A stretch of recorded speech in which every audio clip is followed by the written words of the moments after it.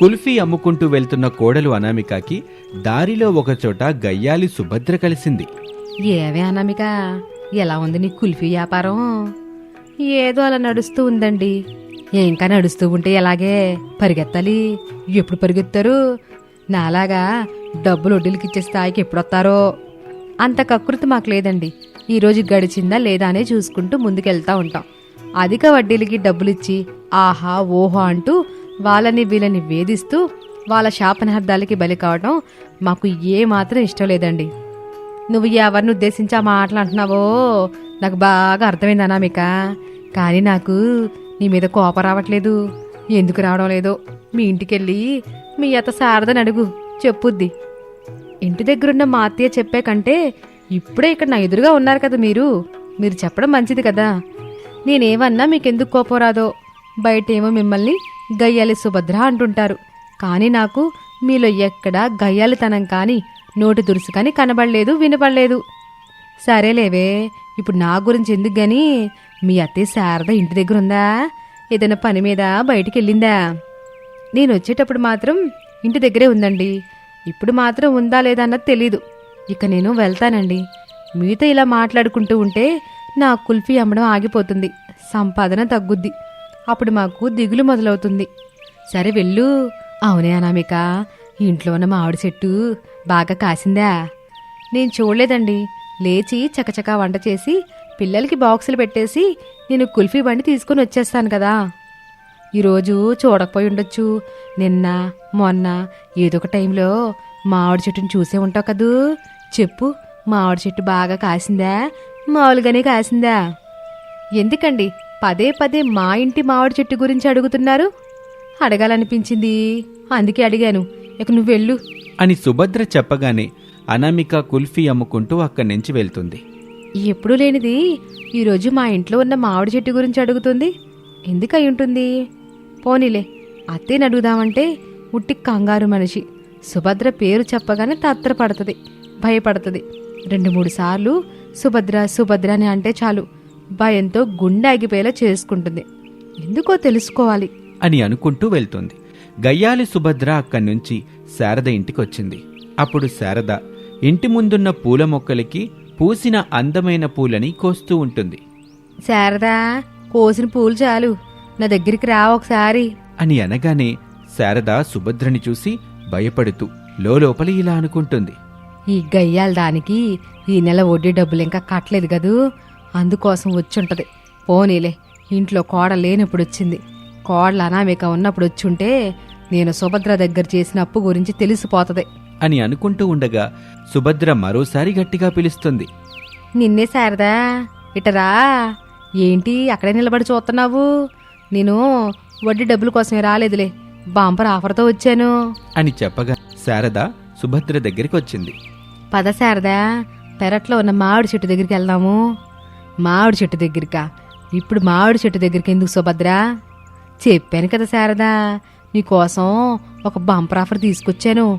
మామిడి చెట్టుని చూసిన తర్వాత నీకు ఆఫర్ గురించి చెబుతాను, సరేనా? మామిడి చెట్టుని చూడడం ఎందుకు సుభద్ర? శారదా, అడగడం మానేసి మామిడి చెట్టు దగ్గరికి వెళ్దాం పదా అని చెప్పగానే శారద ఏమీ మాట్లాడకుండా సుభద్రని తీసుకొని పెరట్లో ఉన్న మామిడి చెట్టు దగ్గరికి వచ్చింది. ఆ చెట్టు దగ్గర కర్ర పట్టుకొని ప్రసాదు కాపలా కాస్తున్నాడు. శారదతో కలిసొచ్చిన సుభద్రను చూసి, శారదా, సుభద్ర గారిని ఇక్కడికెందుకు తీసుకొచ్చావు?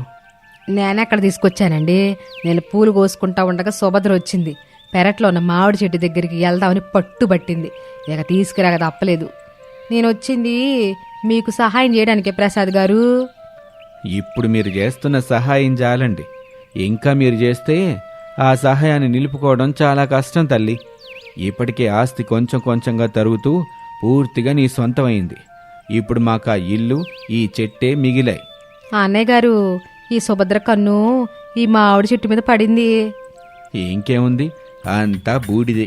మీరేమన్నా నేను పట్టించుకోను, మీరు నాకు అన్న మాదిరి. సరేలే శారదా, చెట్టును చూస్తుంటే బలి నిండు కాసింది. చాలా మామిడికాయలున్నాయి. ఊరి వాళ్ళు చెప్తుంటే నేను ఏమో అనుకున్నాను కానీ మామిడికాయలు చూస్తుంటే వారెవ్వా అని అనకుండా ఉండలేకపోతున్నాను. నువ్వు వారెవ్వా అని అన్నావా? ఇంకేముంది, నీకొచ్చిన ఆ పాడు ఆలోచన ఏంటో చెప్పు. అది ఫలిస్తుందో లేదో అన్నది నేను చెప్తాను భలే మాట్లాడుతున్నావన్నయ్య. సర్లే, విషయం చెబుతాను వినండి. అని సుభద్ర చెప్పటం మొదలు పెడుతుంది. శారదా ప్రసాదులు సుభద్ర ఏం చెప్తుందా అని వింటూ ఉంటారు ఆసక్తిగా.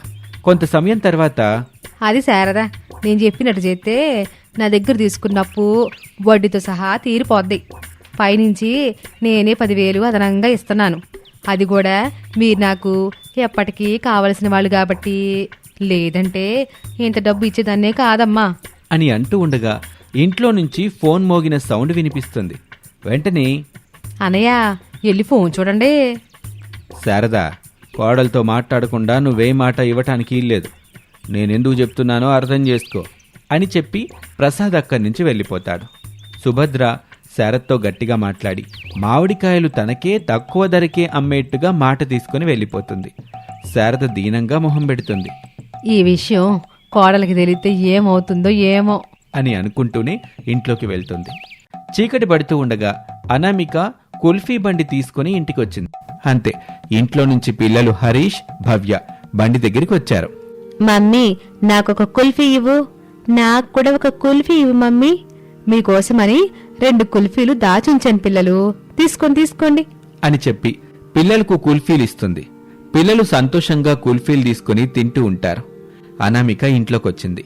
అత్తమావలు కుర్చీల్లో మౌనంగా కూర్చొని ఉంటారు. వాళ్ళని చూడగానే సుభద్ర ఇంటికొచ్చి వెళ్ళుంటుందని అర్థం చేసుకుంది అనామిక. అత్తయ్య, ఆ సుభద్ర వచ్చిందా? అవును కోళ్ళ, ఆ సుభద్రొచ్చి వెళ్ళిందని నీకెట్ట తెలిసింది తల్లి? నాకు దారిలో కుల్ఫీ అమ్ముతున్నప్పుడు కలిసి మామిడి చెట్టు గురించి అడిగింది మావయ్య. ఏమైంది అత్తయ్య? సుభద్రకి సంబంధించిన విషయం ఏమైనా నా దగ్గర మీరు దాచిపెడుతున్నారా? అవును కోళ్ళ, నువ్వు కుల్ఫీ బండి పెట్టుకోవడానికి కావాల్సిన డబ్బుల కోసం ఆ సుభద్ర దగ్గరికి వెళ్ళింది. చదువు రాదు కదా, మీ అత్తగారు పేపర్ల మీద వేలిముద్రలేసొచ్చింది. ఆ సుభద్ర ఎక్కువ డబ్బులు రాసుకుందా మావయ్య? అవునమ్మా, ఇప్పుడు ఆ డబ్బుల కోసం మామిడికాయలు కావాలని ప్రమాణం చేయించుకొని మరీ వెళ్ళింది. అదెలా కుదురుతుంది మావయ్య? నేను మామిడికాయలు కోసి మాగేసి పళ్ళైన తర్వాత వాటితో మ్యాంగో కుల్ఫీ చేసి అమ్ముదామని అనుకుంటున్నాను కదా. నీ ఆలోచన బావుంది తల్లి, కాని ఆ సుభద్ర నువ్వు అనుకున్నది జరగనివ్వదు. నేను వెళ్ళి ఆ సుభద్రతో మాట్లాడతాను మావయ్య. ఆ సుభద్ర సంగతి నీకు తెలీదు కోళ్ళ. మాటల్లో పెట్టి మనతో ఆస్తి మొత్తం రాయించుకుంటది. మీరు చేసిన తప్పు నేనెందుకు చేస్తానత్తయ్య? సుభద్రతో అన్ని విషయాల గురించి మాట్లాడి ఒక ఒప్పందం చేసుకుని మరీ వస్తాను అని చెప్పగానే అత్తమావలికి ఒక నమ్మకం వస్తుంది. అలా ఆ రోజు రాత్రి గడిచిపోయింది. మరుసటి రోజున అనామిక డబ్బులు తీసుకుని సుభద్ర ఇంటికి వెళ్ళింది. ఏంటి అనామిక, ఎప్పుడు లేని మా ఇంటికొచ్చావు? మా అత్తయ్యని మోసం చేసి మీరు ఎక్కువ డబ్బులు రాయించుకున్నారు. ఇప్పుడు ఆ డబ్బులు మొత్తం తీసుకొచ్చాను. ఈ డబ్బులు తీసుకొని మా అత్తయ్య వేలిముద్ర వేసిన పేపర్ని తీసుకురండి. మా ఆడికాయలతో నేను శారద ఒక ఒప్పందానికి వచ్చాం. ఇక నువ్వు వెళ్ళు.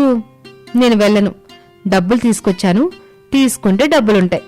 లేదంటే మా అత్తయ్యని మోసం చేశారని నిరూపించి మీకు శిక్ష పడేలా చేస్తాను.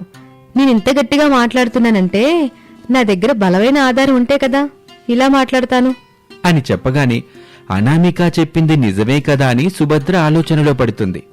ఒకవేళ మామిడికాయలే కావాలని పట్టుబడితే అనామిక చెప్పిన పని చేస్తుందేమో, ఎక్కడ తనకి జైలు శిక్ష పడేలా చేస్తుందేమోనని సుభద్ర భయపడుతుంది. ఏమాత్రం ఆలస్యం చేసినా, ఏమాత్రం నోరు జారినా తనకే ప్రమాదం అని అర్థం చేసుకుంటుంది. ఇక ఆలస్యం చేయకుండా అనామిక తెచ్చిన డబ్బుల్ని తీసుకొని శారద వేలుముద్ర వేసిన కాగితాలని అనామికకిస్తుంది సుభద్ర. ఆ కాగితాల్ని చూసి సరిగా ఉన్నాయో లేదోనని చెక్ చేసుకొని అనామిక తిరిగి ఇంటికొస్తుంది. ఆ కాగితాల్ని తీసుకెళ్లి శారద చేతిలో పెడుతుంది. కాని కోళ్ళ, మరో చోట అప్పు చేసినా సుభద్ర అప్పు తీర్చేశావు. ఇప్పుడు ఈ కొత్త పెట్ట దిరుస్తావు. చెప్పాను కదా మావయ్య, మ్యాంగో కుల్ఫీ అమ్ముతానని. మ్యాంగో కుల్ఫీ అమ్మి సుభద్ర కోసం తీసుకొచ్చిన డబ్బుల అప్పుని తీరుస్తాను. మీరేం కంగారు పడకండి, నేనున్నాను కదా అని చెప్పి మామిడి చెట్టు ఎక్కి మామిడికాయలు కోస్తుంది. కొన్నాళ్ళకి అవి పండిన తర్వాత మ్యాంగో కుల్ఫీ తయారు చేసి అమ్మటం మొదలు పెడుతుంది అనామిక. అలా మ్యాంగో కుల్ఫీ తయారు చేసి అమ్మగా వచ్చిన డబ్బులతో నిదానంగా అప్పు తీర్చే ప్రయత్నం చేస్తూ ఉంటుంది. ఇలా మ్యాంగో కుల్ఫీ అమ్ముతూ అనామిక తన కుటుంబంతో సంతోషంగా జీవిస్తూ ఉంటుంది. ఇది ఇవాల్టి కథ. మరొక ఆసక్తికర కథలో మళ్ళీ కలుద్దాం. అంతవరకు సెలవు. నమస్తే. బెడ్ మీద పడుకుని ఉన్న రమేష్ దగ్గరికి కొడుకు హరీషు, కూతురు భవ్య ఇద్దరూ వచ్చారు. పడుకున్న రమేష్ని చూసి, అన్నయ్య, నాన్న పడుకున్నాడు, ఇప్పుడొద్దులే, లేచిన తర్వాత అడుగుదాం. నాన్న లేచి అన్నం తిని డ్యూటీకి టైం అయిందని గబగబా వెళ్ళిపోతాడు చెల్లి. అప్పుడు మనతో నాన్న మాట్లాడ్డు, మనం చెప్పేది వినిపించుకోడు. అది కూడా నిజమే అన్నయ్య. మరి ఇప్పుడెలా? నాన్నని నిద్రలేపి అడగాలి చెల్లి. అయితే లేపన్నయ్య. నేను లేపితే కోపం తెచ్చుకుంటాడు చెల్లి. నాన్నకి నువ్వంటే చాలా ఇష్టం కదా. నిన్ను చూస్తూ నువ్వు మా అమ్మవ తల్లి అని ప్రేమగా ముద్దు పెట్టుకుంటాడు. అందుకని నువ్వే నాన్నని నిద్ర లేపాలి చెల్లి. సరే అన్నయ్య అని భవ్య పడుకున్న రమేష్ భుజం మీద చెయ్యి వేసి ప్రేమగా, నాన్నా, నాన్నా, లే నాన్నా, నీతో మాట్లాడాలని నేను అన్నయ్య వచ్చాం. లే నాన్నా అని నెమ్మదిగా నిద్రలేపుతుంది. రమేష్ కళ్ళు తెరుస్తాడు. తన దగ్గరే నిలబడి ఉన్న కొడుకు హరీషు, కూతురు భవ్య వైపు చూస్తాడు. నిదానంగా లేచి కూర్చుంటాడు. పిల్లల్ని చూసి, ఏమైంది తల్లి? హరీష్, ఏం కావాలి? నాన్నా, నేను అన్నయ్య నీతో మాట్లాడాలని అనుకుంటున్నాం నాన్నా. అవును నాన్నా. చెప్పు తల్లి, ఏ విషయం గురించి నాతో మాట్లాడాలి? నాన్నా, నీకు శాలరీ వచ్చిందా అని కొడుకు హరీష్ అడగగానే విషయమేంటో రమేష్కి అర్థమైంది. మీరు నా దగ్గరికి ఎందుకొచ్చారో అర్థమైందిలే పిల్లలు. అవునా నాన్న? అయితే మనం తినటానికి ఎప్పుడు బయటకు వెళ్తున్నాం నాన్నా? చెప్పు నాన్న, ఎప్పుడు మనం బయటికి తినడానికి వెళ్తున్నాము? ఈ సండే వెళ్దాంలే బాబు అని చెప్పగాని హరీషు భవ్యులు సంతోషపడుతూ ఇద్దరి ముఖాలు చూసుకుంటారు. పిల్లల ముఖాలలో సంతోషం చూడగానే రమేష్కి కూడా ఎంతో ఆనందం కలుగుతుంది. నాన్న, నేను ముందే చెబుతున్నా, ఈ సండే మాత్రం ఖచ్చితంగా బయటికి తినడానికి తీసుకెళ్ళాలి. అక్కడ నేను నాకిష్టమైన చికెన్ లెగ్ పీస్లను తింటాను. ఆ తర్వాత నన్నేమనొద్దు, సరేనా? సరే తల్లి, నేను నిన్ను ఏమైనా అంటానా? నువ్వు మా అమ్మవి. డాడీ, అమ్మంటూ గుర్తుకొచ్చింది. నువ్వే అమ్మను ఒప్పించాలి. నానమ్మ, తాతయ్యని కూడా మనతో పాటు తీసుకెళ్దాం, సరేనా నాన్న? అలాగే బాబు, తీసుకెళ్దాం. నానమ్మ, తాతయ్య వాళ్ళు కూడా మనతో పాటు వస్తారు. ఇక మీరు వెళ్ళి ఆడుకోండి. నేను అమ్మతో మాట్లాడి ఈ సండే రోజున బయటికి వెళ్ళే ప్లాన్ చేస్తాను. మా నాన్న చాలా మంచోడు అని చెప్పి పిల్లలు సంతోషంగా అక్కడి నుంచి వెళ్ళిపోతారు. బెడ్ మీద కూర్చొని డైరీలో ఖర్చు చేసిన ప్రతి పైసా రాసుకుంటున్న అనామిక దగ్గరికి రమేష్ వస్తాడు. అనామిక, అనామిక, ఏం చేస్తున్నావు? నిన్న తీసుకొచ్చిన జీతం డబ్బుల్ని ఎక్కడెక్కడ ఎంతెంత ఖర్చు చేశానో గుర్తు చేసుకుంటూ లెక్కలు రాసుకుంటున్నాను బావా. అవునా, సరే కాని అను, అన్నీ ఖర్చులు పోను. ఏమైనా డబ్బులు మిగిలాయా ఈ నెల? మిగలడమా? లేదు బావా, నువ్వు ఆఫీస్కి వెళ్ళి రావడానికి సరిపడా డబ్బులు మాత్రమే ఉన్నాయి. అవి కూడా 26 రోజులకు సరిపడేలా ఉన్నాయి. అంతే బావా అని అనామిక చెప్పగానే రమేష్ ముఖం చిన్నబుచ్చుకున్నాడు. ఎందుకు బావా, ఏ రోజు లేంది ఈరోజు కొత్తగా ఏవైనా డబ్బులు మిగిలాయా అని అడుగుతున్నావు? ఎవరికైనా ఇవ్వాలా? లేదను, పిల్లలు ఎప్పటినుంచో బయటికి తీసుకెళ్ళినా అని అడుగుతున్నారు కదా, అలా సరదాగా ఎక్కడికన్నా తీసుకెళ్దామని అనుకున్నాను. పిల్లలకి మన కష్టం విలువ తెలియదు కదా బావా. అయినా నేను పిల్లలకి ఏదో ఒకటి నచ్చ చెప్తానులే. నువ్వు పిల్లల గురించి ఏమీ ఆలోచన చేయకుండా వెళ్ళి కాసేపు పడుకో. మళ్ళీ నైట్ డ్యూటీకి వెళ్ళాలి కదా. ఈ 2 పూట్లైనా మనం తినాలంటే వెళ్ళక తప్పదు కదా మరి. నేను కూడా వంట పని కోసం చూస్తున్నాను, కానీ ఎక్కడా దొరకడం లేదు. పాచి పనులు చేయడానికి కావాలి మనుషులని అడుగుతున్నారు.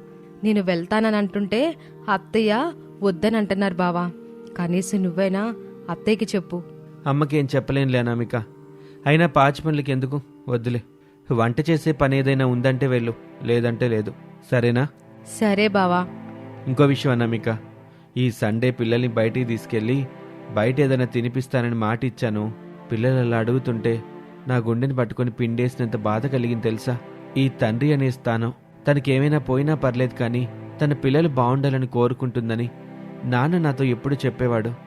కానీ నాకెప్పుడు అర్థం కాలేదు. ఇప్పుడు నేను నాన్ననయ్యాను కదా, ఇప్పుడు అర్థమవుతుంది అనామిక. మీరు పిల్లలు ముగ్గురు కలిసి వెళ్ళరండి. తక్కువలో తక్కువ అయిపోతుంది కదా. నేను అత్తయ్య మావయ్య ఇంట్లోనే తింటాం.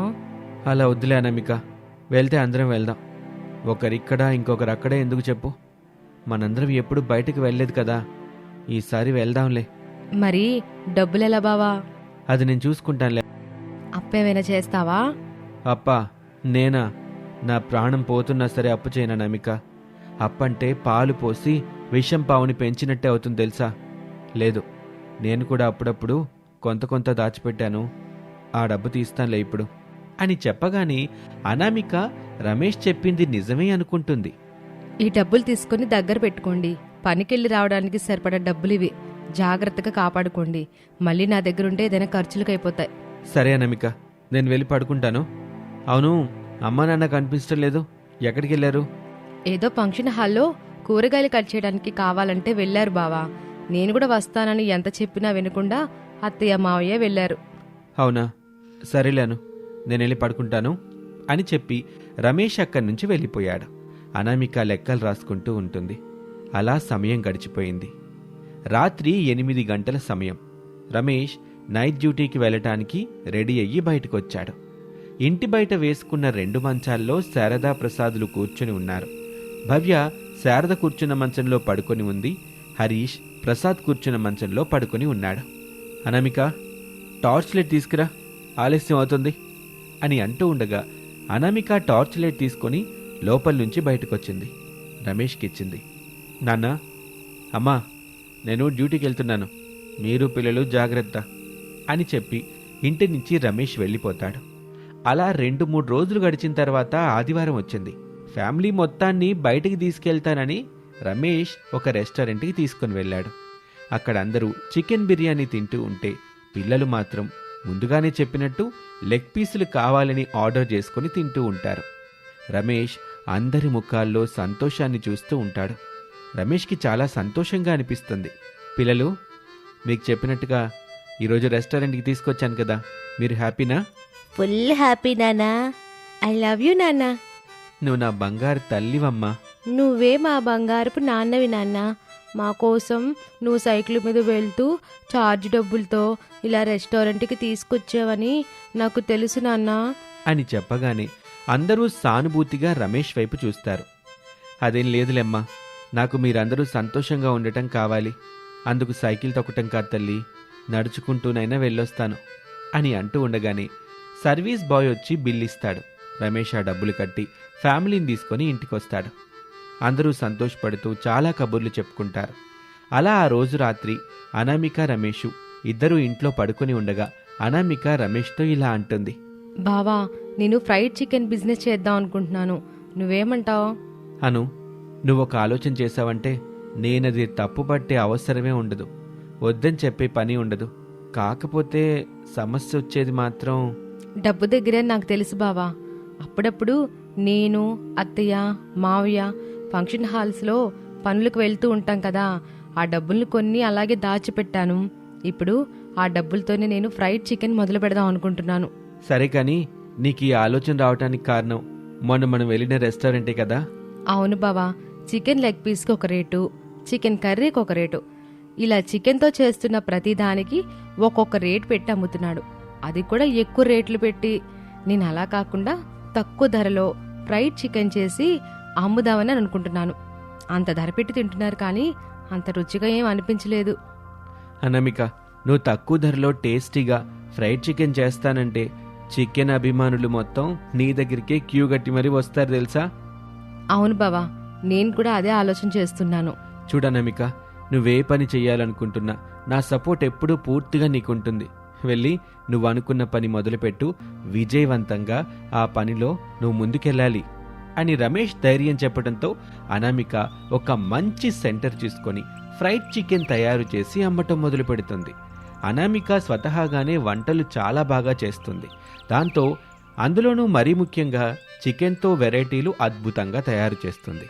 దాంతో అనామిక ఫ్రైడ్ చికెన్ దగ్గర చికెన్ వెరైటీలన్నీ అద్భుతమైన రుచి ఉండటంతో పాటు తక్కువ ధరకి దొరకటంతో చుట్టుపక్కల ప్రాంతాల్లోని ప్రతి వ్యక్తి పెద్ద పెద్ద రెస్టారెంట్లకు వెళ్ళటం మానేసి అనామిక తయారు చేసే ఈ ఫ్రైడ్ చికెన్ బండి దగ్గర అనేక రకాల చికెన్ వెరైటీలు తింటూ ఉంటారు.